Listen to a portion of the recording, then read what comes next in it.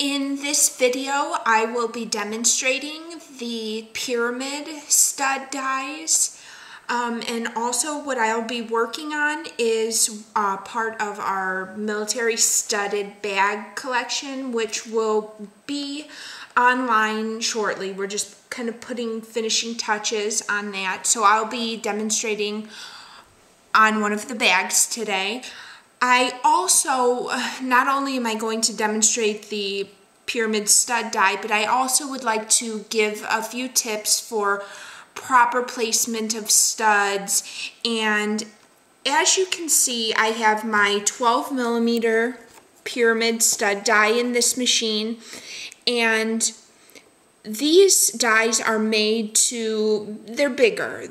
So in order to get more clearance, I'm going to give you a few tips in case you're working on thicker materials and you need more room.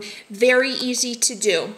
First things first, I wanted to say when you first put the die into the machine, these stud dies it's very important to screw them all the way in so they don't wiggle. So make sure it's tight all the way on top.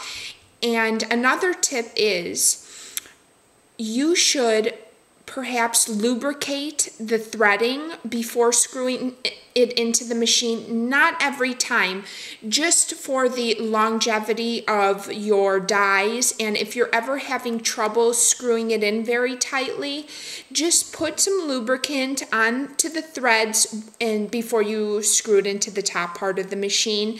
And that is just going to keep your machine working great. And like I said, it's just maintenance for longevity of the machine and the dies, the threading on the dies. So what I will be doing is I want to take this is a 12mm pyramid stud, and first things first, you want to set the die, making sure it's very tight, it does not wiggle. It's very tight into the machine, setting the die, and then I take one of my studs, and this is another tip. Before I place my stud into the top part of the die, I always look at the prongs and kind of just make sure they're all straight. This way, if one's kind of pointed off to the side, you want to kind of push them in.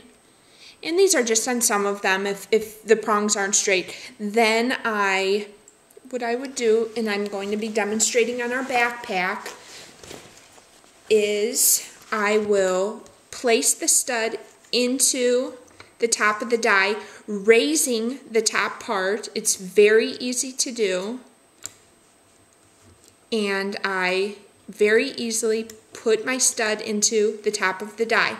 Now, needing more clearance, such as working on thicker leather, thicker materials, I just push up onto the die, and then I can very easily slide my material through and get it just where I want it. I press down on the handle, sliding my finger out, and then very easily setting the die or the stud. Very easy to do. And with these bigger stud dies, the top die has to be bigger, so you're not going to have as much clearance, but it is very easy to just lift the top part and slide the stud in, and that is exactly how you would set the stud, the larger studs, such as the 12mm, the 15mm, because they are larger. You still can get as much clearance as you need with these larger stud dies. You just need to kind of work around and push the top part of the die up a bit. I have the 15mm in this machine, and I would just go about it the same way. I do already have a stud in, and to properly set that, I just want to hold with one finger while I slide. And this will also, so your material doesn't get caught on the prongs, it will securely keep the stud into the top part of the die, and then I just press down. Very easy and securely placed. So you need not worry about you know, using thick materials on these machines, because it is very easy to set.